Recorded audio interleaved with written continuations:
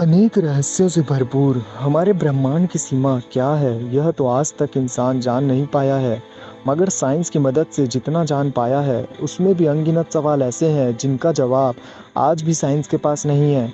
हमारे ब्रह्मांड में इतनी सारी एनर्जी और मटेरियल समाया हुआ है कि जिनकी गणना करना या जिनकी कल्पना करना भी हमारे बस में नहीं है। उनमें से ही एक है वाइट होल, जिसके बारे में हम आज बात करने वाले हैं कि वाइट होल क्या होता है और कैसे बनता है। तो चलिए आगे बढ़ते हैं इस वीडियो में और जानते हैं वाइट होल के बारे में। वाइट होल को जानने से पहले हमें ब्रह्मांड की कुछ सामान्य बातों को जानना होगा। तो इस बात को तो हम सभी जानते हैं कि हमारे ब्रह्मांड की उत्पत्ति बिग बैंग विस्फोट से हुई है, जिससे क्षण भर में ही ब्रह्मांड की सभी चीज़ों का निर्माण हुआ। और हम साइंस की मदद से इस बात को जान चुके हैं कि इस विस्फोट के बाद सारा ब्रह्मांड फैलता गया। मगर ऐसा क्यों हुआ और अचानक ब्रह्मांड में इतनी सारी एनर्जी और इतने सारे पदार्थ कहाँ से आ गए, और क्षण भर में ही कैसे इतने अरबों खरबों तारों और गैलेक्सीज का निर्माण हो गया। अब बात करते हैं वाइट होल की। दोस्तों, वाइट होल को जानने से पहले आपको ब्लैक होल के बारे में जानना इम्पॉर्टेंट है। जब किसी तारे का अंत होता है तब उसका न्यूक्लियर फ्यूज़न खत्म हो जाता है, जिससे वह ऊर्जा प्रदान नहीं कर पाता और फिर उसका सारा प्रकाश खत्म हो जाता है और वह कोलैप्स होने लगता है।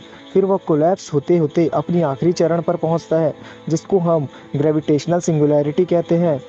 जिसका मतलब अब वह तारा एक ब्लैक होल बन गया और इनका गुरुत्वाकर्षण क्षमता इतनी अधिक होती है कि यह अपने आसपास के कोई भी पिंड, ग्रह या यहाँ तक कि पूरे सोलार सिस्टम को भी निगलने की क्षमता रखते हैं।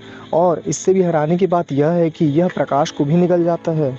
अब ब्लैक होल के अंदर इतनी ज़्यादा एनर्जी मटेरियल कैसे स्टोर होते हैं, यह तो किसी को नहीं पता, क्योंकि ब्लैक होल के अंदर ना तो आज तक कोई इंसान गया है, ना ही कोई विमान। इसलिए हम सिर्फ मान सकते हैं कि यह सारा मटेरियल वहाँ किसी न किसी फॉर्म में कन्वर्ट होकर स्टोर होते रहता है, और जो चीज़ एक बार इसमें चली गई उसका वापस आना असंभव हो जाता है। अब फाइनली हम बात करते हैं वाइट होल के बारे में। एक थ्योरी के अनुसार हर ब्लैक होल का भी अंत होता है, और जब किसी ब्लैक होल का अंत होता है तो वह निकले हुए सारे मटेरियल को उगलना शुरू कर देता है, और इसी को कहते हैं वाइट होल। दोस्तों, वाइट होल के बारे में एक दूसरी थ्योरी भी है, जिसका कोई ठोस प्रमाण तो नहीं है, मगर साइंटिस्ट का मानना है कि ऐसा भी हो सकता है।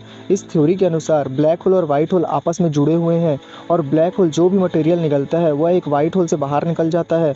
ब्लैक होल और वाइट होल को जोड़ने वाली बीच की कड़ी को वर्म होल नाम दिया गया है। अब तो आप जान ही गए होंगे कि आखिर वाइट होल क्या होता है और यह कैसे बनता है। आशा करता हूँ आपको वीडियो पसंद आई होगी। चैनल को अभी तक सब्सक्राइब नहीं किया तो चैनल को सब्सक्राइब कर ले, साथ ही बेल आइकन को प्रेस कर ले, और वीडियो अच्छी लगी हो तो वीडियो को लाइक करें और शेयर करें।